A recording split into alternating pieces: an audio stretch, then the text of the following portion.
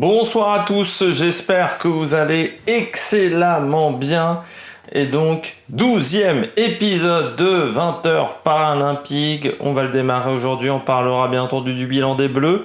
De la seule médaille française de la journée, on parlera du tableau des médailles, on reviendra également sur le programme de demain du côté des Français, il sera beaucoup plus léger, déjà le programme d'aujourd'hui était beaucoup plus léger que lors des dernières, que lors de vendredi, jeudi ou même encore mercredi.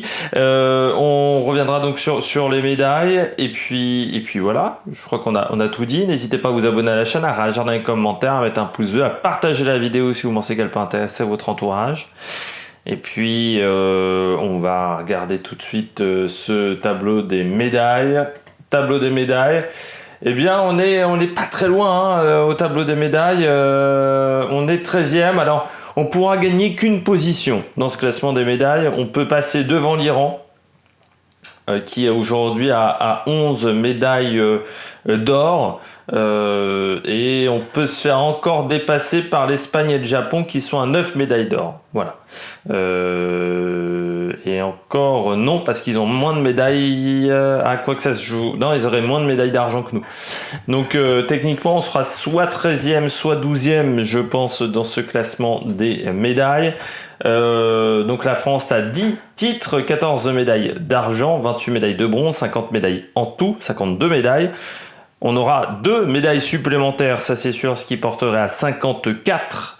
Et ensuite, ça dépendra des résultats dans l'épreuve du tir, notamment parce que ça sera la seule épreuve où il y aura également des Français autres que les finales du badminton. On passe bien entendu au classement des médailles.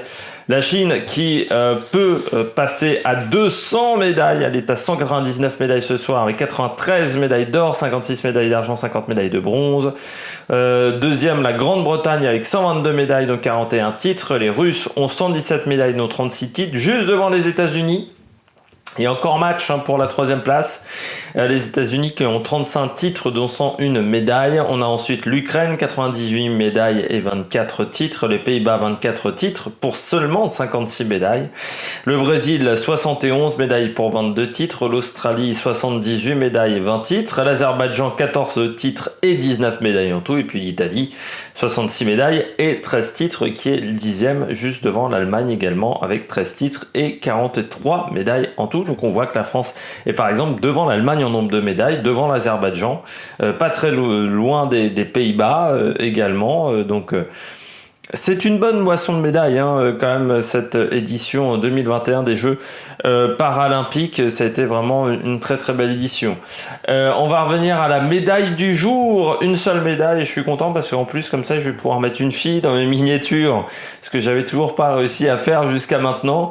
Eh bien oui, la médaille d'argent de Delia Barbosa en kayak 200 mètres catégorie KL3, qui a fini deuxième derrière Laura Sugar, la Britannique qui a fait le record paralympique. Du côté de Nelia Barbosa, voilà, deuxième. Elle s'est bien bagarrée, elle a vraiment son programme olympique a été excellent, que ça soit sa série, sa demi-finale. Elle a vraiment, ou même sa finale, elle a toujours très très bien couru, elle a vraiment été très très forte. Beaucoup de maturité chez Nelia Barbosa, premier jeu paralympique, mais elle est passée également chez les valides, notamment en canoë slalom, qui n'est pas présent aux Jeux paralympiques parce que je rappelle que c'est que le canoë en ligne qui est présent. Mais voilà, une belle victoire, une belle deuxième place de la part de Nelia Barbosa, et on peut saluer cette performance parce qu'elle est jeune, elle sera encore là à Paris 2024, et puis qu'on manque encore d'un peu de gens sur le kayak, et puis elle va peut-être aller ça va peut-être créer également des vocations sur le kayak canoë en ligne. On est jeudi très peu présent également aux Jeux olympiques, donc ça va peut-être donner des idées, parce que voilà, elle a fait une très très belle performance. On va continuer du côté du bilan des Bleus, parce que voilà, c'est la seule médaille du jour. Eh bien, Eddy Potvin, qui a fini 6e en VAA, donc je rappelle les pirogues tahitiennes, 6e place, voilà, pour le concurrent français, victoire pour Curtis McGrath. C'est dommage pour Eddy Potvin parce que il s'en était vraiment très très bien sorti en série, en demi-finale, mais en finale, il n'a pas réussi à réitérer ses performances précédentes. Voilà, 53-0-55. Donc dommage pour le Français qui était vraiment bien parti jusqu'à maintenant. On aura donc on va passer au badminton. Lucas Mazur, donc en finale. Lucas Mazur, lui qui a battu l'Indien Tarun, il rencontrera un autre Indien en finale. 21-16, 16-21, 21-18, match disputé. Après, il fallait être fort mentalement pour Lucas Mazur, il s'en est très bien sorti. Par contre, du côté du match pour la médaille de bronze pour Lénaïque Morin et Faustine Noël, ce n'est pas passé face à une paire japonaise. Elles ont été battues 21-16, 21-18. Elles avaient été éliminées en demi-finale un peu plus tôt dans la journée par une paire indonésienne, 21-9, 21-15. Et puis en double mixte, Lucas Mazur, Faustine Noël, eux, iront en finale. Ils ont battu une paire japonaise, 21-10, 21-11. On verra tout ça dans la fin de cette vidéo avec le programme de demain. On continue avec l'athlétisme. Il y avait le 1500 T38. Dommage pour Edouane Enoudi Bouzidi qui finit 4e et quand même à 2 secondes de la 3e place. Donc voilà, c'était un peu compliqué pour lui. Record paralympique pour Nate Reach, le Canadien qui est passé sous les 4 minutes, 3:58,92 devant Abdelkrim Krai qui a fait le record d'Afrique et Deon Kenzie, donc le Français 4e, et Louis Radius qui était également dans cette course finit 7e, le deuxième Français avec un temps de 4:17,19, donc dommage pour Edouane Enouni Bouzidi.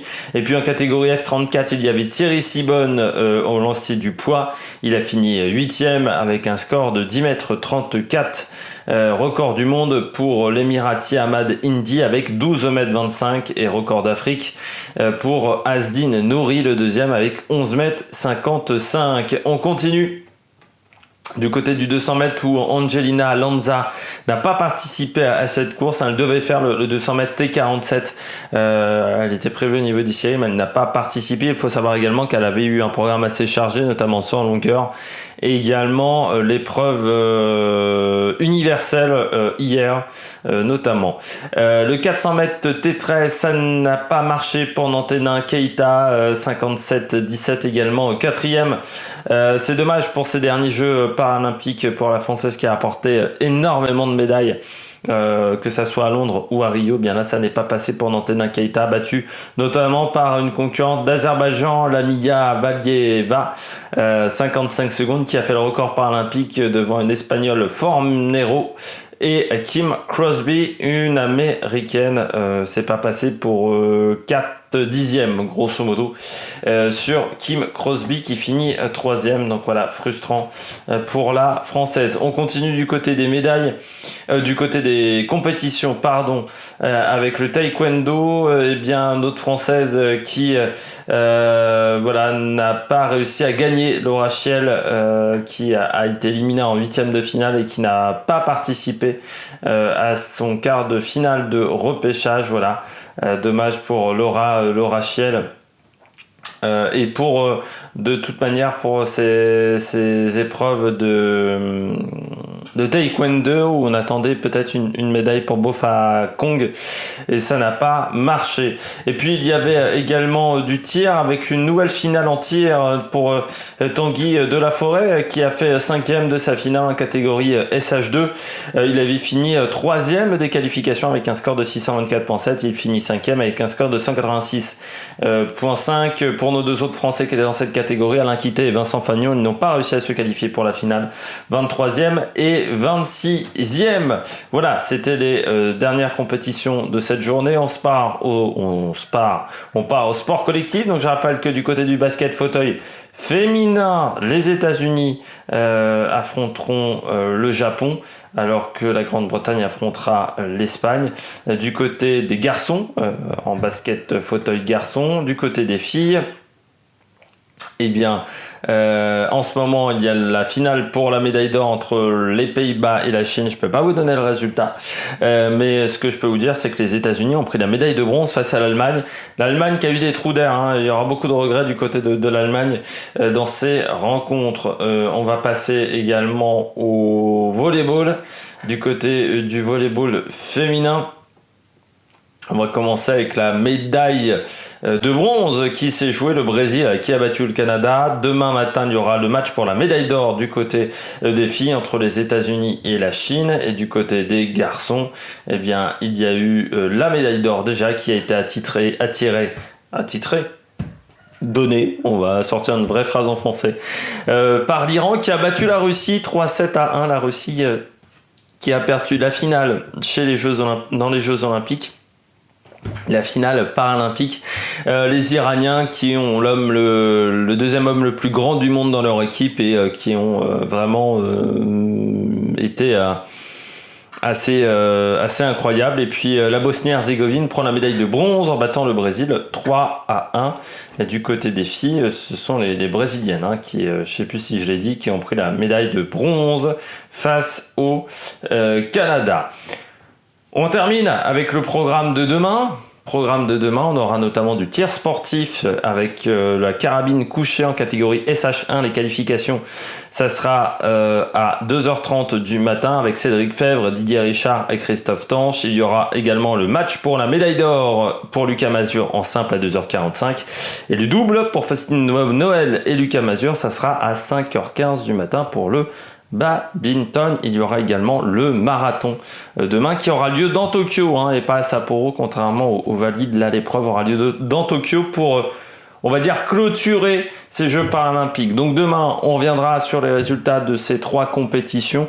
Il y aura également quelques résultats, donc comme vous l'avez vu en sport collectif. Et puis surtout, eh bien, on reviendra sur cette cérémonie de clôture. On aura donc cette première vidéo là demain, 20h paralympique classique, on va dire, sous la forme.